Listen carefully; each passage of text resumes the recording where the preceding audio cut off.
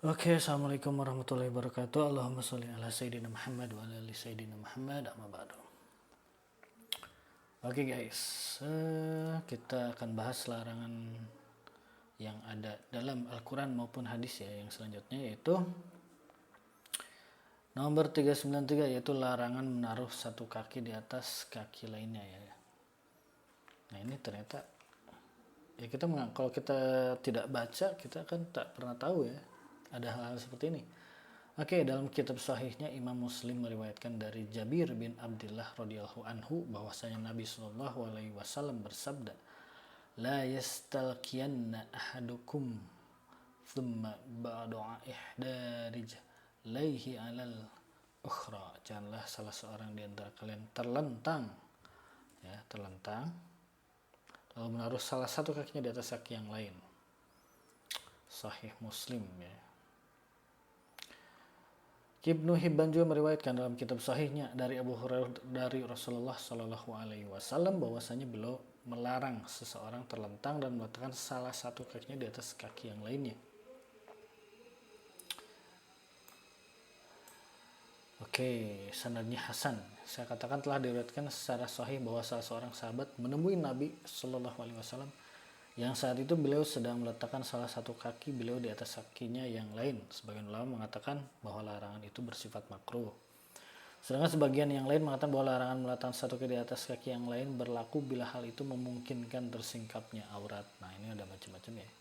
Ada kaidah usuliyah yang menyatakan bahwa perkataan atau larangan Rasulullah lebih diutamakan daripada perbuatan beliau. Nah ini oke. Jadi jika terjadi pertentangan antara ucapan dan larangan dan perbuatan, maka ucapan beliau lah yang dimenangkan atas perbuatannya. Hal ini ditemukan beberapa alasan sebagaimana diuraikan para ulama dalam kitab-kitab usul fikih. Bagi yang berminat silakan baca. Oke. Ya, jadi kita lebih ke kita patuhi ya. Jadi kita tidak melakukan satu kaki di atas kaki lain ya demi lebih fokus pada larangannya itu ya. Oke. Wallahualam. Selanjutnya ini adalah larangan berpergian ke ketiga masjid. Apa itu?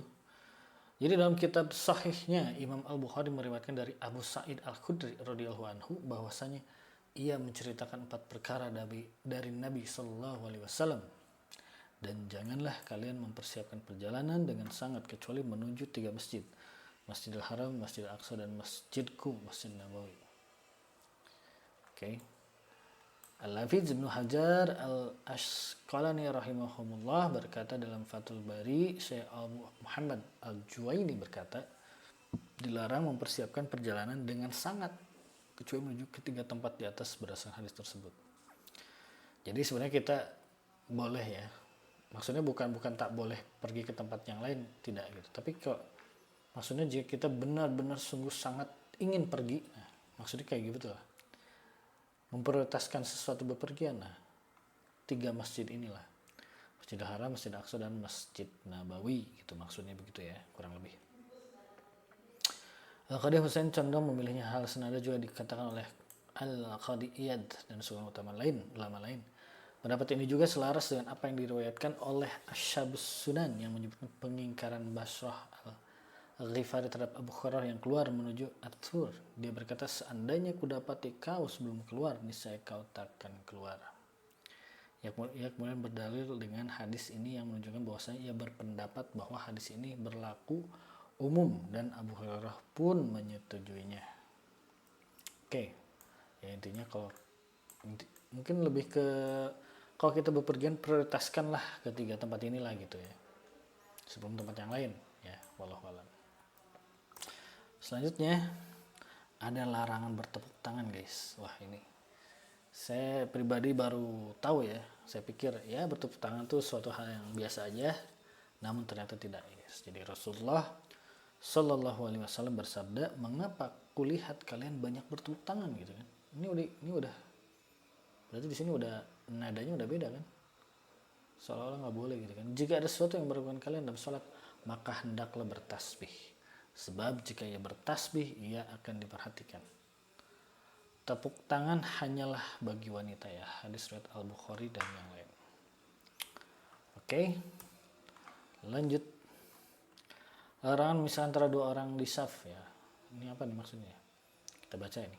Rasulullah Shallallahu Alaihi Wasallam bersabda, barang siapa mandi pada hari Jumat lalu bersuci dengan sebaik-baiknya, mengenakan minyak rambut atau mengenakan minyak wangi, setelah itu keluar dan tidak memisahkan antara dua orang, lantas sholat sunnah. Nah ini tidak memisahkan antara dua orang tuh kayak ada nih yang agak rapat gitu ya, punten-punten gitu. Nah itu kita kurangi lah hal yang seperti itu ya, kecuali kalau space-nya itu agak luas lah, yang kita bisa langsung masuk, nah nggak apa-apa ya. Jangan sampai kita memisahkan antara dua orang itu ya, lantas sholat sunnah. Kemudian ketika imam keluar naik mimbar dia diam, maka diampunilah dosa-dosanya antara Jumat satu dengan Jumat yang lain ya. Jadi nggak boleh kita permisi yang ada dua orang yang apa ya namanya ya, deketan gitu ya, punten-punten, nah itu nggak boleh. Oke, wallahu alam ya. Oke, nah ini guys nih, ini 403 ini larangan berlebih-lebihan dalam agama. Nah ini ya semoga apa ya, kita tidak masuk ke situ gitu ya. Kita kan berpikir bahwa makin banyak makin bagus gitu kan ya. Entah kenapa itu pemahaman dari mana ya sebenarnya, makin banyak makin bagus gitu kan. Sholat taraweh dicontohkannya 8 gitu kan, kita nambah-nambahin gitu kan. Makin banyak makin bagus tuh apa ya,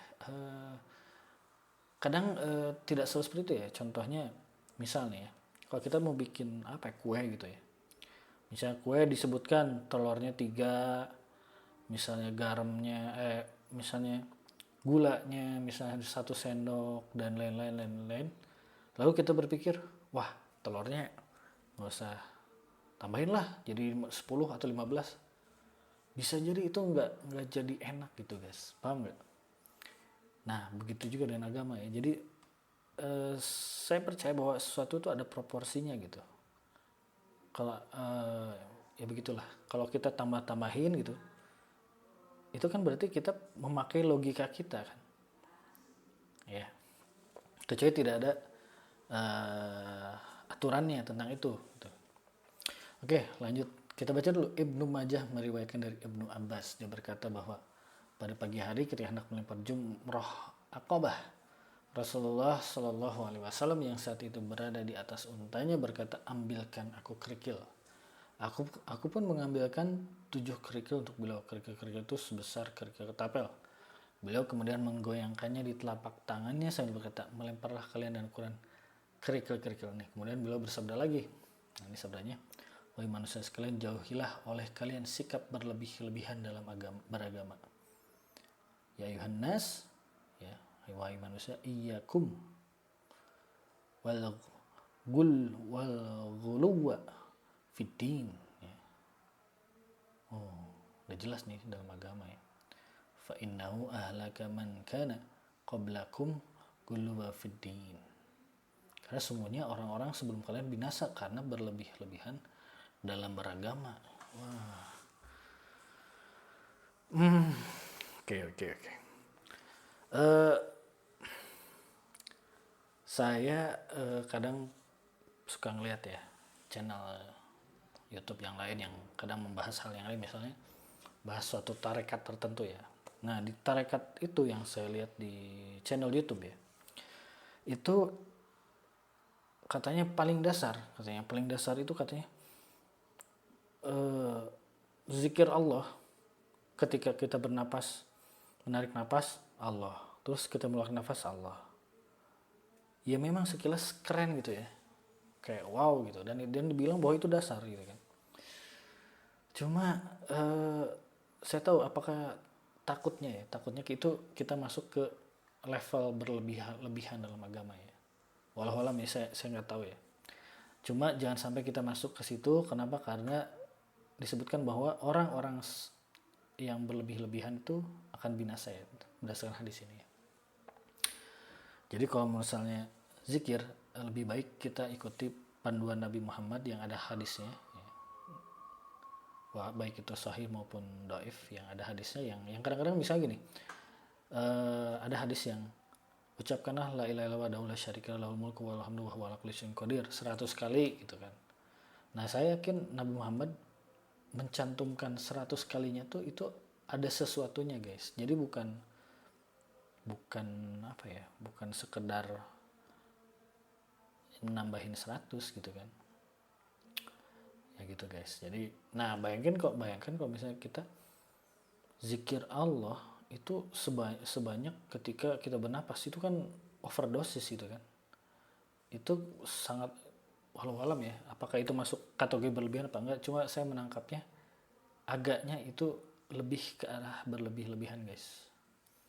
Jadi ya mungkin kita agaknya nggak segitunya, walau alam ya, walau alam, bisa jadi saya salah juga. Ya sekian, guys, untuk larangan-larangan part 3 ini ya. Terima kasih. Assalamualaikum warahmatullahi wabarakatuh.